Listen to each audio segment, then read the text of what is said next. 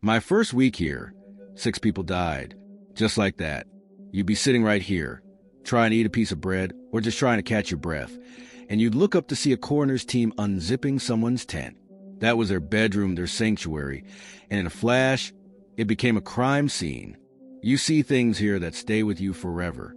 People in crisis, people lost in their own minds, and a constant fear that someone will take the only things you have left while you sleep. It's a devastation to humanity, right in the heart of the city of dreams. Welcome to Homeless U.S. News. In the city that sells hope and glamour to the entire world, a humanitarian disaster is unfolding in high definition. In 2026, more than 75,000 people across Los Angeles County are living without a home. This is the largest concentrated homeless population in America. But behind that staggering, cold number are real human beings. People who once had keys in their pockets, morning routines, and a place where they felt safe. Now, they wake up to the deafening roar of freeway traffic. They guard shopping carts as if they hold the last fragments of their soul. Los Angeles is a city of impossible contrasts. You can find a $100 million mansion and a cardboard box bedroom on the very same block. The crisis isn't hidden in the dark. It's happening right under California's sun, in the same city that sells the American dream. Stay with us until the very end of this journey. We're going to show you the side of LA the cameras usually avoid. And when we're done, tell us, in a city this wealthy, who is really responsible?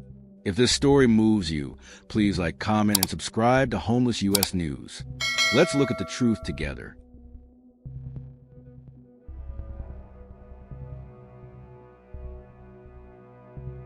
Part 1.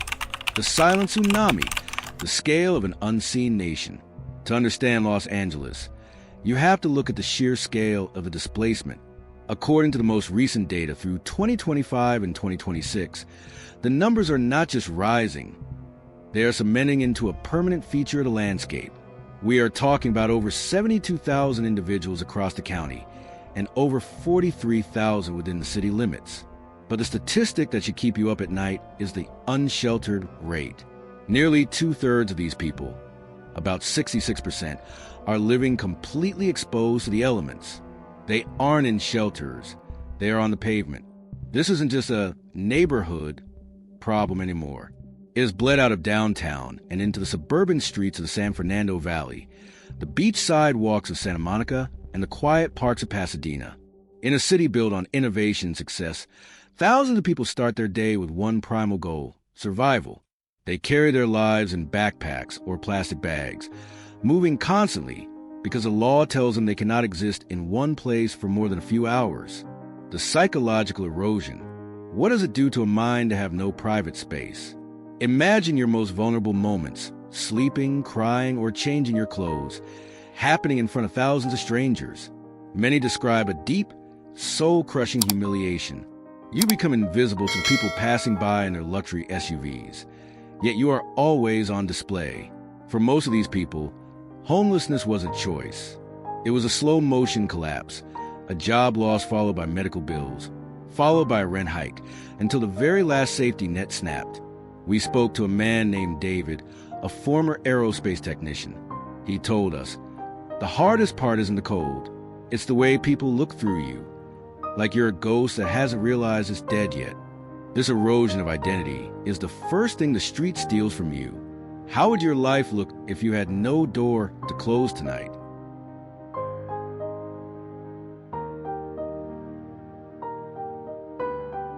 Part 2.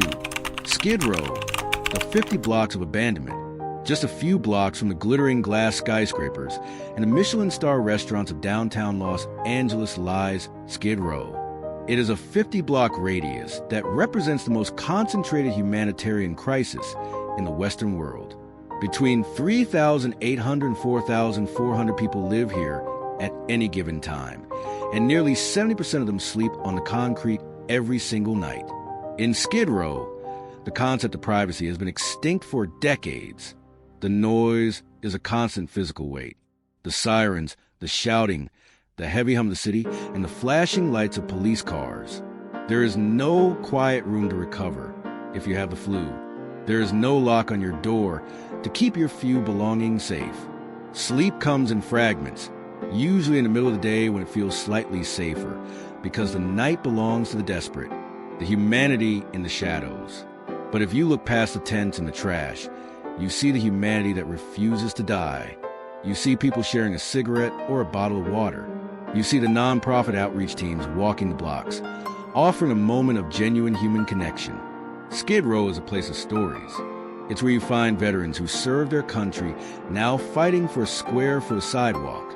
It's a place where street families are formed for protection. We saw a group of 4 people who take turns staying awake at night so the others can sleep. This is the grim reality of Skid Row.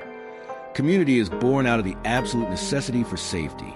It forces us to ask, how can so much suffering exist in the same city as so much wealth? How long could you endure life without a single moment of true peace?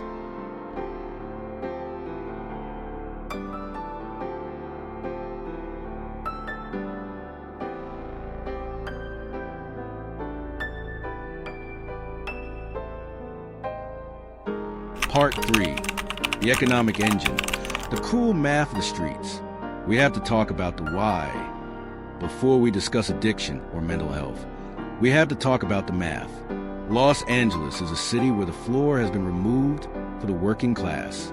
The primary driver of homelessness here isn't a lack of character. It's a lack of affordable housing. In LA County, the majority of people becoming homeless for the first time were spending over 50% of their income just to keep a roof over their heads. The city is short by nearly 500,000 affordable housing units. This means that even if you work 40 hours a week at a grocery store or a warehouse, you are one emergency away from the sidewalk. A car breakdown, a sick child, or a cut in your hours. That's the whole margin. The trap of stagnation. Consider the working homeless. These are people who have jobs. They go to work. They pay taxes. But they sleep in their cars because a studio apartment in a safe neighborhood starts at $2,200. The shame that comes with this is paralyzing. They use gym memberships to shower and laundromats to keep their uniforms crisp, all while praying the police don't knock on their window at 2 a.m. The street becomes a form of quicksand. The harder you try to climb out, the deeper it pulls you down. You can't save for a deposit when you're paying for daily gas, storage units, and expensive prepared food because you have no kitchen. These aren't people who gave up. These are people who were simply priced out of the human right to shelter.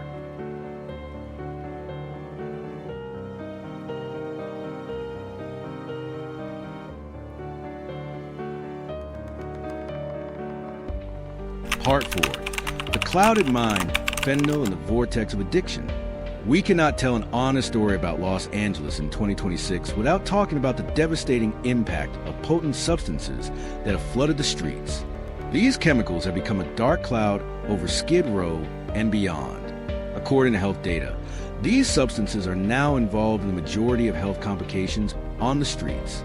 But we have to ask, why do people turn to them? When you are living in a tent, exposed to the cold, the heat, and the constant threat of violence, your mind looks for an escape. Many people start using these substances after they become homeless just to cope with the trauma of the street. It creates a dense mental fog that makes the concrete feel a little softer and the hunger feel a little further away. The cycle of disconnection. The streets magnify addiction. There is no quiet place to detox, no sanctuary to think clearly. Every moment is about the next hour of survival. You see people drifting through the encampments, completely disconnected from reality. But behind the vacant expressions are lives that once had meaning. These were people with careers, hobbies, and goals. Outreach workers tell us that the most dangerous part of these substances isn't just a health risk. It's the way they steal a person's ability to advocate for themselves. When the mind is clouded, navigating the 20-page application for housing becomes an impossible mountain to climb. Recovery is possible, but it requires a foundation of safety. You cannot fix a mind that is constantly in survival mode.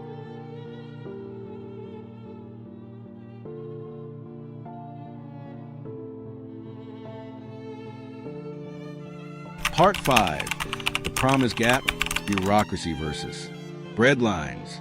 Los Angeles has seen billions of dollars in funding through measures like Proposition HHH and Measure H. On paper, the city is building thousands of units of supportive housing. In 2024 and 2025, the county reached record numbers for permanent housing placements. But if you walk down Broadway or through MacArthur Park, it feels like the crisis is only getting worse. This is a promise gap. The rate at which people are falling into homelessness is still faster than the rate at which we can house them. The bureaucracy is a maze that feels designed to fail. To get housing, you need an ID. But you lost your ID when your tent was cleared by the city during a sweep. You need a phone to get a call from a caseworker, but your phone was stolen while you slept. The exhaustion of waiting. We met a woman named Elena who's been on a priority housing list for 3 years. She said, every few months, they tell me they've lost my paperwork or the caseworker has changed. I'm tired of hoping. Hope hurts more than the street does. This creates a cycle of hope and disappointment that drains a person's resilience. Many feel abandoned by the very systems meant to save them. The streets tell a story of a city that is trying to build its way out of a crisis with a spoon while the tide is coming in. Progress is happening. Nearly 28,000 people were placed in permanent housing last year, but for the 75,000 still outside, that progress is a ghost.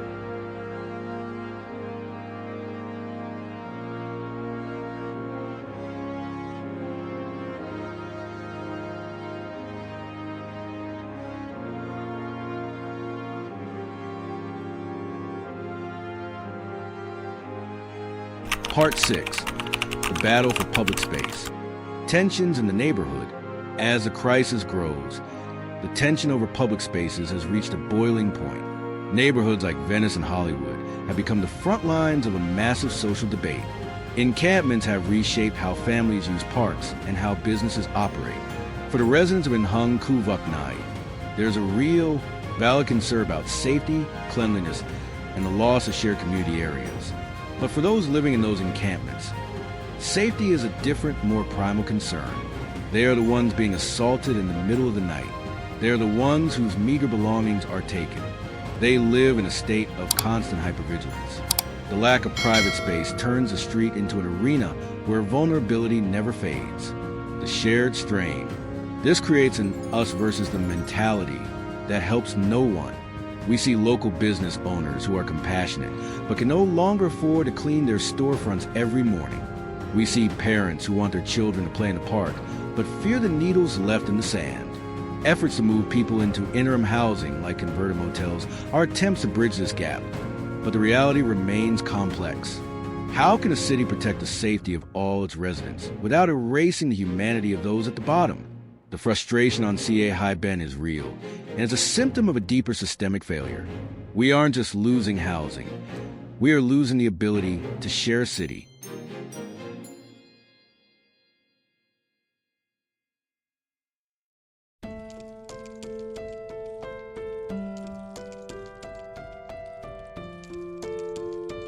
Part 7. Integrated Solutions, the new blueprint for 2026.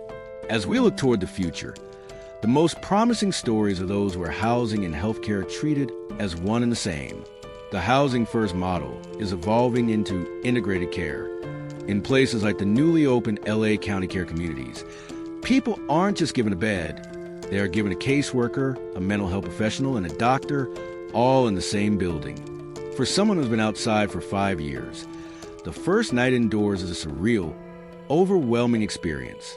The sound of a key turning a lock, the feeling of a mattress that isn't on the ground. These small things begin to restore the dignity that the streets wore away. Recuperative care. But we need more than just beds. We need recuperative care for people leaving hospitals, so they don't end up back on a sidewalk with fresh stitches. We need modular housing that can be built in months instead of years.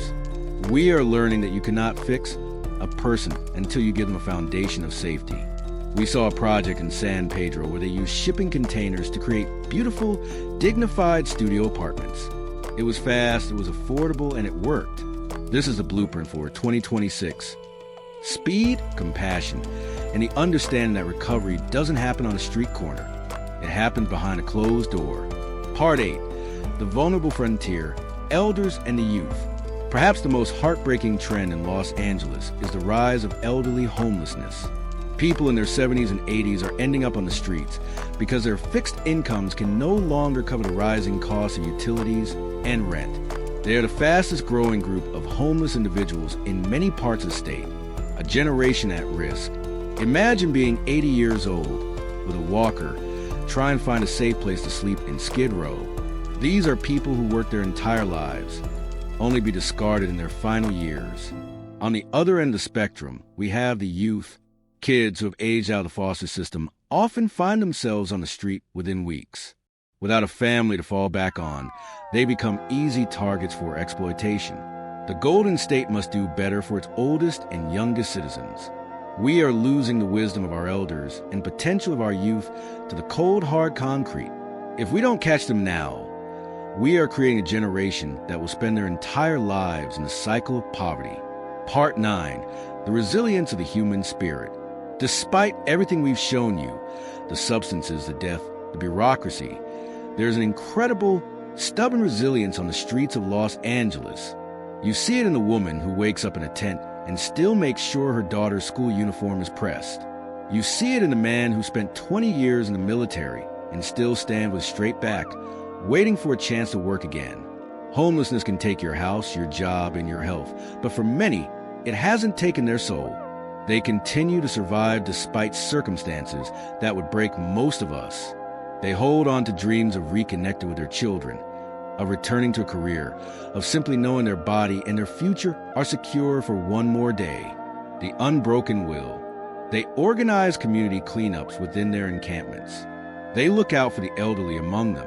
They share their last meal with someone who has even less. These are not extraordinary wishes. They are the same hopes we all have.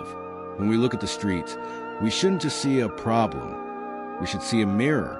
We should see the fragility of our own stability and the strength of the human heart to keep beating even when the world has turned its back. Part 10. Shifting the narrative, a call for compassion. As we bring this deep dive into the heart of Los Angeles to a close, we have to talk about the final barrier, the way we talk about each other. For too long, the narrative has been us versus them. We blame the individual for their poverty, or we blame the government for its failure. But we rarely look at the systemic rot that allows a city this wealthy to have 75,000 people outside. The cost of indifference. Indifference is more expensive than housing. We spend more on emergency rooms, police responses, and sweeps than we would on permanent supportive housing. But more than the financial cost is the moral cost. Every night someone sleeps on the street in Los Angeles, a piece of the American dream dies. Real change happens when we stop looking at homelessness as a nuisance and start looking at it as a humanitarian emergency. It happens when we support the building of affordable housing in our own neighborhoods. It happens when we treat the person on the corner with the same dignity we would want for our own family.